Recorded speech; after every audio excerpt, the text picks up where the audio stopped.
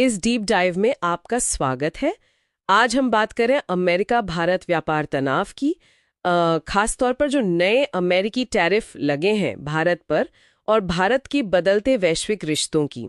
हमारे पास एक विश्लेषण रिपोर्ट है और हम समझने की कोशिश करेंगे कि इन टैरिफ्स के पीछे क्या है, इनका असर क्या है और भारत कैसे दुनिया की बड़ी ताकतों के बीच एक संतुलन बना रहा है। बिल्कुल।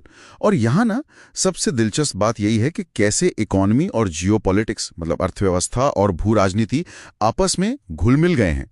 और शुरुआती एक आप कह सकते हैं चौंकाने वाले आंकड़े से होती है कुछ भारतीय सामानों पर कुल मिलाकर 50% तक का टैरिफ। ये सिर्फ व्यापार का नंबर नहीं है, ये एक साफ भू राजनीतिक संदेश भी लगता है। 50%?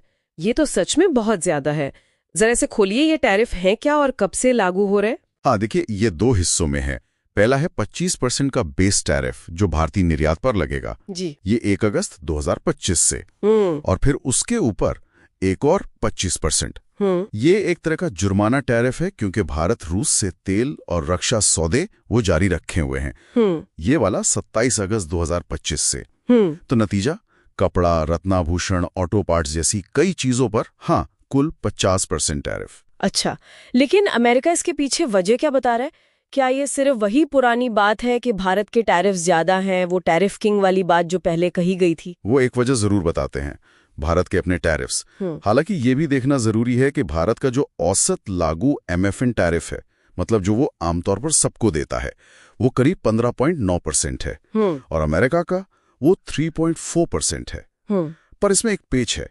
अमेरिका के पास खुद कुछ कृषि उत्पादों पर 350% तक के बहुत ऊंचे बाध्य टैरिफ लगाने की आप कहें क्षमता है।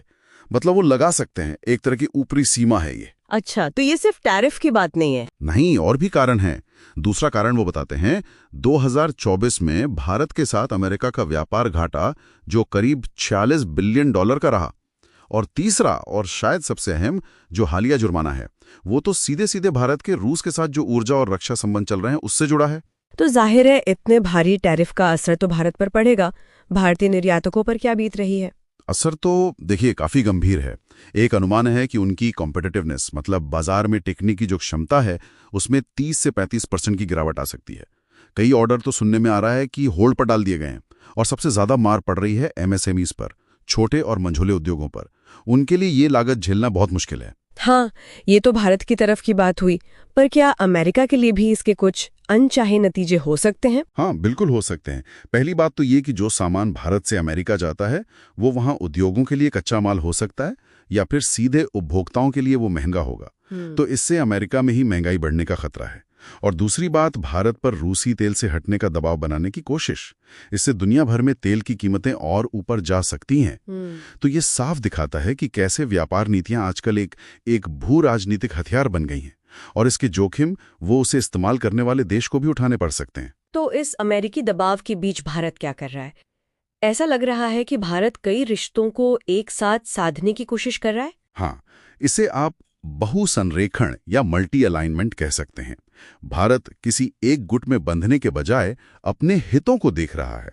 जैसे रूस के साथ उसकी बहुत पुरानी और विशेषाधिकार प्राप्त रणनीतिक साझेदारी है। सिर्फ रक्षा में नहीं, भारत के आधे से ज्यादा हथियार तो रूसी ही हैं, बल्कि ऊर्जा सुरक्षा में भी।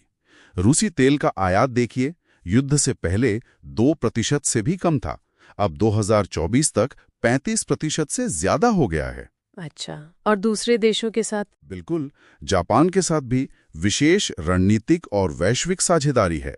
वहां से बड़ा निवेश आता है। इंडो पैसिफिक में दोनों देशों के हित मिलते हैं। फ्रांस भी एक अहम टेक्नोलॉजी सप्लायर है, खासकर डिफेंस में। वो राफेल विमान वाला सौदा याद ही होगा। हाँ बिल्कुल। लेकिन ये संतुलन साधना, ये मल्टी अलाइनमेंट, ये आसान तो नहीं होगा। चुनौतियां भी तो होंगी। चुनौतियां तो हैं ही। पाकिस्तान के साथ जो ऐतिहासिक तनाव हैं, कश्मीर का मुद्दा है वो लगातार बना हुआ है, चीन के साथ सीमा पर विवाद है, बहुत बड़ा व्यापार घाटा है और एक रणनीतिक कंपटीशन तो है ही। और अब ये अमेरिका के साथ ताज़ा मामला, व्यापार और रूस को लेकर। ये सब दिखाता है कि भारत को कितनी सावधानी से कदम रखने पड़ रहे हैं।